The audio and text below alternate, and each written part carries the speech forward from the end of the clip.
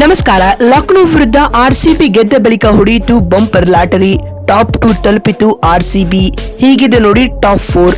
ಹಾಗಾದರೆ ಸುದ್ದಿಯ ಸಂಪೂರ್ಣ ಮಾಹಿತಿ ಏನು ಎನ್ನುವುದನ್ನ ಇವತ್ತಿನ ಈ ಒಂದು ವಿಡಿಯೋದಲ್ಲಿ ತಿಳಿಸ್ಕೊಡ್ತಾ ಹೋಗ್ತೀನಿ. ಆದ್ದರಿಂದ ದಯವಿಟ್ಟು ಈ ವಿಡಿಯೋವನ್ನ ಕೊನೆವರೆಗೂ ನೋಡಿ.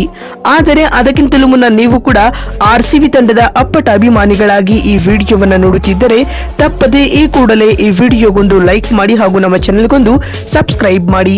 ಹೌದು, ಲಕ್ನೋನ ಎಕಾನಾ ಕ್ರೀಡಾಂಗಣದಲ್ಲಿ ಮೇ 27ರಂದು ನಡೆದ ಆರ್ಸಿಬಿ ಹಾಗೂ ಲಕ್ನೋ ಸೂಪರ್ ಜೈಂಟ್ಸ್ ನಡುವಿನ ಕೊನೆಯ ಲೀಗ್ ಪಂದ್ಯದಲ್ಲಿ ಜಿತೇಶ್ ಶರ್ಮಾ ನಾಯಕತ್ವದ ಆರ್ಸಿಬಿ ವಿರಾಟ್ ಕೊಹ್ಲಿ ರವರ ಅರ್ಧಶತಕ ಮತ್ತು ಜಿತೇಶ್ ಶರ್ಮಾ ಹಾಗೂ ಮಯಾಂಕ್ ಅಗರ್ವಾಲ್ ರವರ ಅದ್ಭುತ ಆಟದ ನೆರವಿನಿಂದಾಗಿ ಲಕ್ನೋ ಸೂಪರ್ ಜೈಂಟ್ಸ್ ತಂಡವನ್ನ 6 ವಿಕೆಟ್ಗಳಿಂದ ಸೋಲಿಸಿತು. ಈ ಗೆಲುವಿನೊಂದಿಗೆ ಆರ್ಸಿಬಿ ಕ್ವಾಲಿಫೈಯರ್ 1 ತಲುಪಿದ್ದು ಈಗ ಮೇ 29ರಂದು ಮುಲ್ಲನ್ಪುರ್ನಲ್ಲಿ ಪಂಜಾಬ್ ಕಿಂಗ್ಸ್ ತಂಡವನ್ನ ಎದುರಿಸಲಿದೆ. ಸ್ನೇಹಿತರೆ, ಇದಕ್ಕೂ ಮುನ್ನ ಈ ಒಂದು ಪಂದ್ಯದಲ್ಲಿ ಟಾಸ್ ಸೋತು ಮೊದಲು ಬ್ಯಾಟಿಂಗ್ ಮಾಡಿದ ಲಕ್ನೋ ಸೂಪರ್ ಜೈಂಟ್ಸ್ ತಂಡವು ನಿಗದಿತ 20 ಓವರ್ಗಳಲ್ಲಿ 3 ವಿಕೆಟ್ ಕಳೆದುಕೊಂಡು 227 ರನ್ ಕಲೆ ಹಾಕಿತು. ತಂಡದ ಪರ ನಾಯಕ ರಿಷಬ್ ಪಂತ್ 61 ಎಸೆತಗಳಿಂದ ಆಜಿಯಾ 118 ರನ್ ಹಾಗೂ ಮಿಚ್ ಮಾರ್ಷ್ 67 ರನ್ ಬಾರಿಸಿ ಟಾಪ್ 2 ಸ್ಕೋರರ್ ಎನಿಸಿಕೊಂಡರು. ಇತ್ತ ಆರ್ಸಿಬಿ ತಂಡದ ಪರ ನುವಾನ್ ತುಷಾರ, ಭುವನೇಶ್ವರ್ ಕುಮಾರ್ ಹಾಗೂ ರೊಮಾರಿಯೋ ಶಫರ್ಡ್ ತಲಾ 1 ವಿಕೆಟ್ ಪಡೆದುಕೊಂಡರು.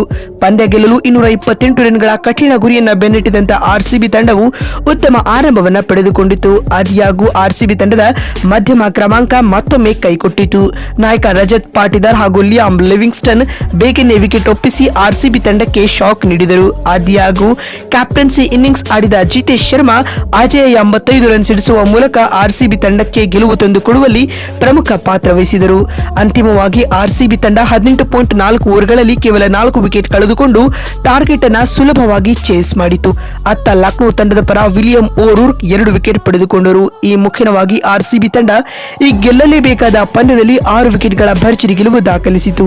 ಇನ್ನು ಇದೀಗ ಪಂದ್ಯದ ಮುಕ್ತಾಯದ ಬಳಿಕ ಬಿಡುಗಡೆ ಆಗಿರುವ ಐಪಿಎಲ್ ಹೊಸ ಪಾಯಿಂಟ್ಸ್ ಟೇಬಲ್ ಪಟ್ಟಿ ಯಾವ ರೀತಿಯಾಗಿದೆ ಅಂತ ನೋಡ್ತಾ ಬರುವುದಾದರೆ ಮೊದಲ ಸ್ಥಾನದಲ್ಲಿ ಪಂಜಾಬ್ ಕಿಂಗ್ಸ್ ತಂಡವಿದ್ದು ಪಿಬಿಕೆಎಸ್ ಆಡಿದ 14 ಪಂದ್ಯಗಳಿಂದ 9 ಗೆಲುವು 1 ಡ್ರಾನೊಂದಿಗೆ 19 ಅಂಕಗಳನ್ನು ಪಡೆದುಕೊಂಡು ಅಂಕಪಟ್ಟಿಯಲ್ಲಿ ಟಾಪ್ ಆಫ್ ದಿ ಟೇಬಲ್ ನಲ್ಲಿ ಕುಳಿತುಕೊಂಡಿದೆ. ಇನ್ನು ದ್ವಿತೀಯ ಸ್ಥಾನದಲ್ಲಿ ನಮ್ಮ ಹೆಮ್ಮೆಯ ರಾಯಲ್ ಚಾಲೆಂಜರ್ಸ್ ಬೆಂಗಳೂರು ತಂಡವಿದ್ದು ಆರ್ಸಿಬಿ ಆಡಿದ 14 ಪಂದ್ಯಗಳಿಂದ 9 ಗೆಲುವು 1 ಡ್ರಾನೊಂದಿಗೆ 19 ಅಂಕಗಳನ್ನು ಪಡೆದುಕೊಂಡು ನೆಟ್ ರನ್ ಆಧಾರದ ಮೇಲೆ ದ್ವಿತೀಯ ಸ್ಥಾನದಲ್ಲಿದೆ. ಇನ್ನು ತೃತೀಯ ಸ್ಥಾನದಲ್ಲಿ ಗುಜರಾತ್ ಟೈಟಾನ್ಸ್ ತಂಡವಿದ್ದು ಜಿಟಿ ಆಡಿದ 14 ಪಂದ್ಯಗಳಿಂದ 9 ಗೆಲುವು ಕಂಡು 18 ಅಂಕಗಳೊಂದಿಗೆ ತೃತೀಯ ಸ್ಥಾನದಲ್ಲಿದೆ. ಇನ್ನು 4ನೇ ಸ್ಥಾನದಲ್ಲಿ ಮುಂಬೈ ಇಂಡಿಯನ್ಸ್ ತಂಡವಿದ್ದು ಎಂಐ ಆಡಿದ 14 ಪಂದ್ಯಗಳಿಂದ 8 ಗೆಲುವು ಪಡೆದುಕೊಂಡು 16 ಅಂಕಗಳೊಂದಿಗೆ 4ನೇ ಸ್ಥಾನದಲ್ಲಿದೆ. ಸ್ನೇಹಿತರೆ, ನೋಡಿದ್ರಲ್ಲ ಲಕ್ನೋ ವಿರುದ್ಧ ಆರ್ಸಿಬಿ ಗೆದ್ದ ಬಳಿಕ ಬಿಡುಗಡೆ ಆಗಿರುವ ಐಪಿಎಲ್ ನ ಹೊಸ ಟಾಪ್ 4 ಯಾವ ರೀತಿಯಾಗಿತ್ತು ಮತ್ತು ಟಾಪ್ 2 ಯಾವ ರೀತಿಯಾಗಿತ್ತು ಅಂತ ತಿಳಿಸಿಕೊಡುವ ನಮ್ಮ ಈ ಪ್ರಯತ್ನ ನಿಮಗೆ ಇಷ್ಟವಾಗಿದ್ದಲ್ಲಿ ತಪ್ಪದೆ ಈ ಕೂಡಲೇ ಈ ವಿಡಿಯೋಗೊಂದು ಲೈಕ್ ಮಾಡಿ. ಮತ್ತೊಂದು ವಿಡಿಯೋದಲ್ಲಿ ಸಿಗ್ತೀನಿ.